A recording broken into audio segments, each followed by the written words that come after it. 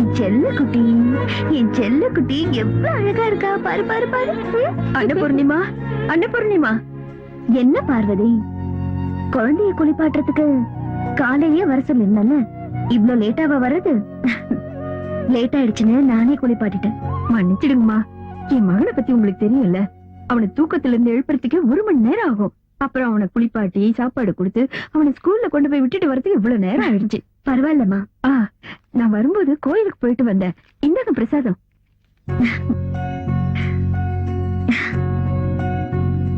இன்னைக்கு எங்க கல்யாண நாள், என்ன ஆசீர்வாதம் பண்ணு. ஐயோ, என்னம்மா இது? ஒரு வேலைக்காரியான ஏன் காலில் விழுறீங்க? என்ன பார்வதி, உன்னையும் உன் புருஷனையும் நாங்க என்னைக்காவது வேலைக்காரங்க மாதிரி பாத்திருக்கோமா? அது உங்களோட பெரிய மனசு. சரி இருக்கட்டும். நீ பண்ற போலினா என் வீட்டுக்காரருக்கு ரொம்ப பிடிக்கும். சீக்கிரம் ரெடி பண்ணு.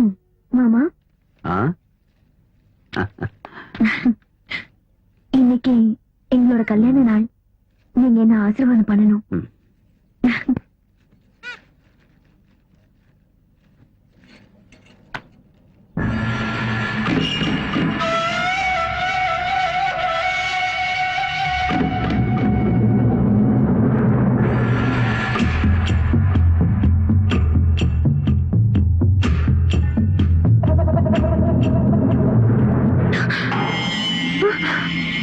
அன்னபூர்ணி, இப்போ நீ எவ்வளவு அழகா இருக்க தெரியுமா? அன்னபூர்ணி, நீ ஒரு குழந்தைக்கு தாயின்னு சொன்னா யாரும் நம்ப மாட்டாங்க.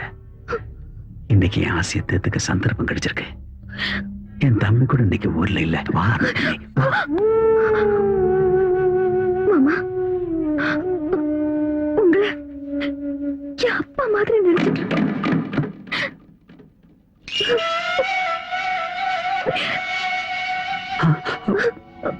என்னாச்சு? ஏதோ ஒரு கெட்ட கனவு இல்ல? ஒரு நிமிஷத்துல ஏதோ என் புத்தி முழுங்கி போய் என்ன நடந்துச்சுன்னு தெரியல. நம்ம எதிரிங்க யாரோ நம்ம குடும்பம் நல்லா இருக்கிறத பார்த்து புறாமப்பட்டு ஏதோ சூன்யம் பண்ணிருக்காங்கன்னு நினைக்கிறேன். தயவு பண்ணி இந்த விஷயத்தை வெளியே சொல்லிடாதம்மா. என்ன என்ன என்ன மன்னிச்சிடுமா. வேணும்னா நான் உன் காலில் வேணா வந்து மன்னிப்பு கேட்கிறேன். நான் அந்த மாதிரி ஆள் இல்லை. என்ன மன்னிச்சிடு, என்ன மன்னிச்சிடு, என்ன மன்னிச்சிடுமா.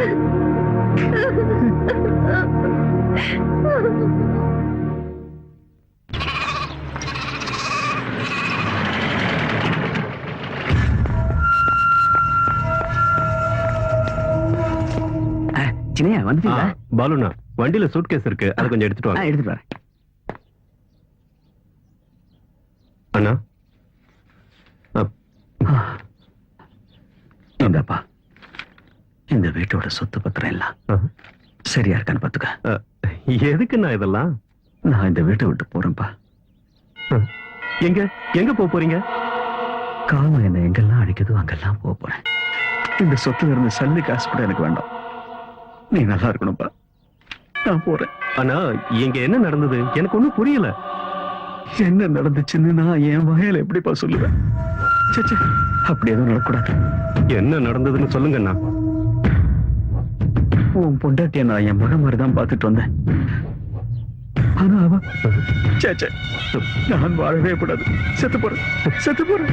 என் பொண்டாட்டி என்ன செஞ்சான்னு சொல்லுங்க, எனக்கு தெரியணும். உன் பொண்டாட்டி என் கையை பிடிச்சு என்னை கட்டி பிடிச்சு படுக்க இருக்க கூப்பிட்டாப்பா. வேண்டாமா வேண்டாமா, நீ என் மக மாதிரி சொல்லி கேட்காதது மட்டும் இல்லப்பா, நீ எல்லாம் ஒரு ஆம்பளையான்னு என்ன பார்த்து கேட்டாப்பா.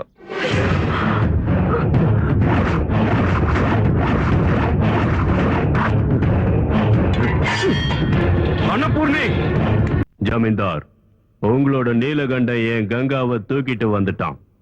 நீங்க என்ன பண்ணுவீங்களோ ஏது பண்ணுவீங்களோ தெரியாது, அவ எனக்கு திரும்ப வேணும். நீங்க எந்த கவலையும் பட வேண்டாம் பாய். கங்கா உங்களுக்கு நிச்சயம் கிடைப்பா. சொத்து பேரை சொல்லி தினந்தோறும் கௌரியும் நீலகண்டனும் மாளிகையில சண்டை போறது வழக்கமா போச்சு. அந்த சண்டை பெருசாகி நீலகண்டன் சொத்துக்காக கௌரிய கொடூரமா கொலை செஞ்சதோட அந்த பணத்தை எங்கேயோ மறைச்சிட்டான்னு சொல்லணும். அத ஊர் ஜனங்களை நம்ப வைக்கணும். அத உண்மை நினைச்சு போலீஸ்காரங்க நீலகண்டனை அரெஸ்ட் பண்ணுவாங்க. அப்புறம் சொத்தெல்லாம் எனக்கு, கங்கா கௌரியும் உனக்கு. ஏய், ஏய், விடு, விடு, விடு. ஏய், விடு, விடு, விடு, விடு.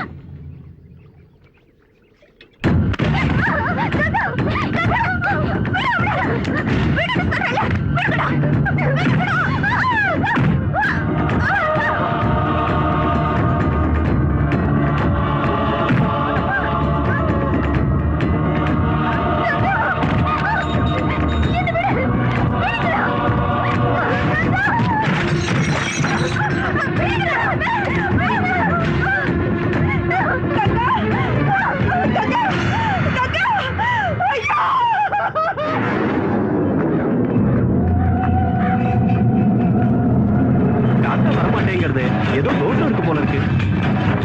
உங்க அம்மாவோட மனசுல ஏதோ கவலை இருக்கு. அவ ஆசைப்பட்டது நிறைவேறாம இருக்கு. இவளோட நீலகண்ட ஏன் கங்காவை தூக்கிட்டு வந்தான். அதுக்கு பதிலா நான் இவளை தூக்கிட்டு போறேன். ஆஸ்தி உனக்கு, இவ எனக்கு தான்.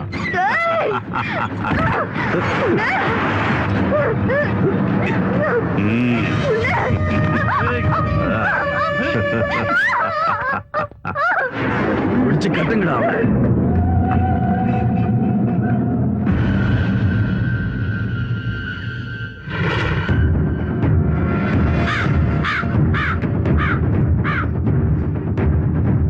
ஓ, இதுதான விஷயம். ஆபத்துல இருக்கிற மருமகளை தான் பையன் காப்பாத்தணும்னு ஆத்மா நினைக்கிறது. அது நிச்சயம் நடக்கும்.